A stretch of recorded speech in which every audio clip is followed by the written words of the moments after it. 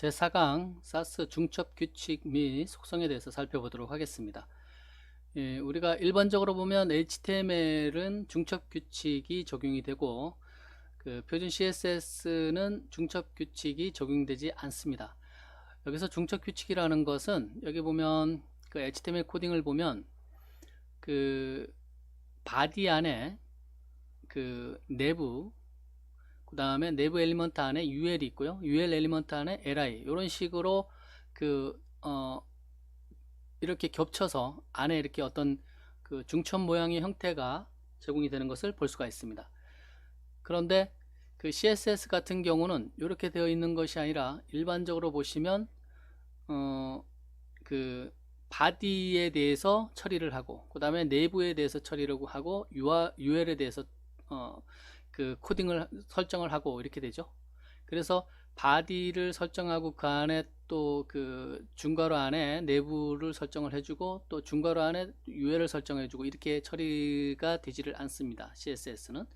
근데 이제 사스 같은 경우는 중첩 규칙을 제공을 합니다. 여기 보면 실제로 예제가 나와 있는데 이 부분이 사스 코딩이고요. 이것을 컴파일 한 부분이 CSS 코딩이라고 보시면 됩니다. 여기 보면 내부라는 여기 지금 HTML 코딩에 나오는 이 내부에 대해서 안에 UL이 있죠. 내부 안에 UL이 있고 또 그 다음에 LI 그러니까 내부 안에 UL도 있고 LI도 있고 A가 있잖아요. 내부 안에 이렇게 안에서 다시 재설정을 정의를 하는 것을 볼 수가 있습니다. 물론 UL 안에 또 LI를 설정을 해줄 수도 있어요. 지금 내부 안에 쭉 나열을 했지만 UL 안에 LI 또 LI 안에 A 이런 식으로 설정을 해줘도 됩니다. 근데 여기 지금 보면 이것을 컴파일을 했을 경우에 얘 기준으로 해서 UL에 대해서 선언을 하고 그 다음에 얘 기준으로 해서 LI에 대해서 선언을 하고 이렇게 선언이 되어 있는 것을 볼 수가 있어요. 이 컴파일이 되니까 이렇게 되는 거죠. 그래서 CSS는 이렇게 밖에 되지를 않죠.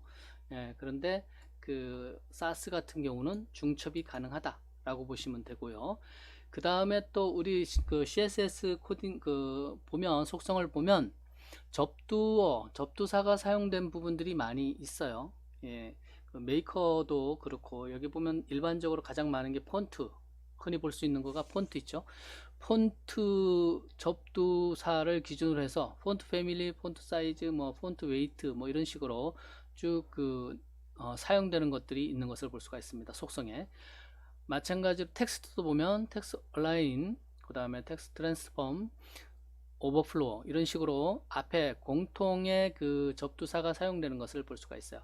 이런 것을 중첩된 속성이라고 부르는데 중첩된 속성을 사스에서는 이렇게 폰트만 하나를 사용을 하고 중괄호를 사용해서 그 안에 패밀리, 사이즈, 웨이트 이런 식으로 속성 값을 적을 수가 있다라는 겁니다. 그래서 이렇게 코딩되어 있는 사스 파일을 컴파일을 하면 트랜스파일러라고 그랬죠. 그래서 변환 작업을 거치면 최종 CSS로 나오는 코드는 이렇게 적용이 된다라고 보시면 돼요. 이렇게 우리가 CSS 작업하던 것을 숙달이 되면 이렇게 작업하는 것이 훨씬 더 수월을 하겠죠. 그래서 실제로 한번 이 부분을 적용을 해 보도록 하겠습니다. 이 사스 코드를 CSS 부분에 적용을 하면 되겠죠. 이렇게 적용을 합니다. 적용을 하고 저장을 하면 이 CSS 부분에 이렇게 자동 코딩이 됩니다. 다시 한번 볼까요? 이 부분이 저장을 하면 이렇게 없는데 이 부분을 반영을 해서 저장을 하면 지금 보면 라이브 사스 컴파일러 이렇게 컴파일이 되기 때문에 실시간으로 CSS 코딩이 되어서 나옵니다. 그래서 이 부분을 코딩을 하기 전에는 이렇게 되어 있죠. 이 HTML 파일이 이렇게 코딩이 되어 있기 때문에 ULLI의 목록 코딩이니까 엘리먼트니까 이렇게 되어 있는 것을 지금 작업을 해주면 이렇게 되는 것을 볼 수가 있습니다.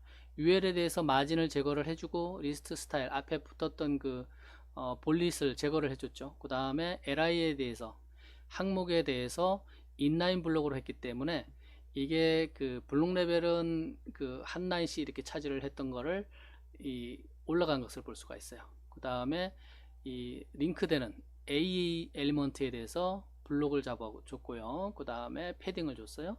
그 다음에 텍스트 데코레이션 너운을 밑줄이 잡혀 있던 것을 밑줄을 제거를 한 것을 볼 수가 있습니다.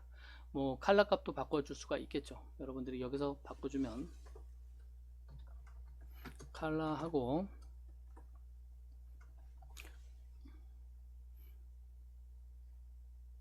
이런 식으로 라이트 살몬 이렇게 주면 이렇게 변경되는 것을 볼 수가 있습니다. 마찬가지로 지금 배경이 없으니까 모양새가 그렇죠. 백그라운드 컬러 다크 어떤 색으로 하면 좀 잘 보일까요? 블루로 하면 잘 보일까요? 이렇게 하면 이렇게 해서 나오는 것을 볼 수가 있습니다. 그 다음에 폰트 부분도 한번 확인해 보도록 하겠습니다. 이 지금 접두사로 사용되는 중첩된 것들을 요 부분 텍스트 폰트와 뭐 그 폰트와 관련 거, 그 다음에 텍스트와 관련된 부분을 요 부분을 이 바디 안에서 적용을 하면 되겠죠. 전체에 대해서 이 폰트 패밀리, 폰트 사이즈, 폰트 웨이트 이렇게 적용하고요. 텍스트 얼라인, 트랜스폼, 오버플로 히든 이렇게 적용을 해주면 예, 여기서 이렇게 적용된 것을 바뀐 것을 볼 수가 있습니다. CSS로 트랜스파일러 파일링이 돼서 예, 이렇게 반영되는 것을 볼 수가 있습니다. 예, 여기서 웨이트, 볼드, 폰트 사이즈 이렇게 나왔는데 여기서 또 뭘 바꿔볼 수가 있을까요? 예, 뭐 이 정도로 해보면 될 것 같아요.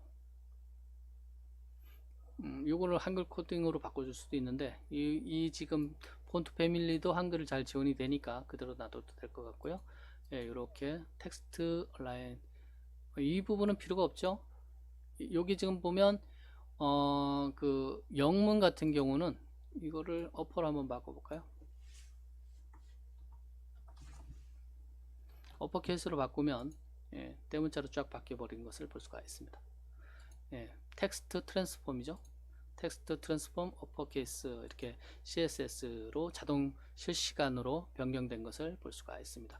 그래서 그 표준 CSS에서는 중첩 기능이 없어서 그 큰 CSS 파일을 그 편집을 할 때 어려움이 있는데 이 그 SAS를 이용을 하게 되면 중첩 기능을 제공을 하기 때문에 이 중첩 규칙에 따라서 여러분들이 쉽게 그 작업을 할 수 있다라는 것을 확인할 수가 있습니다.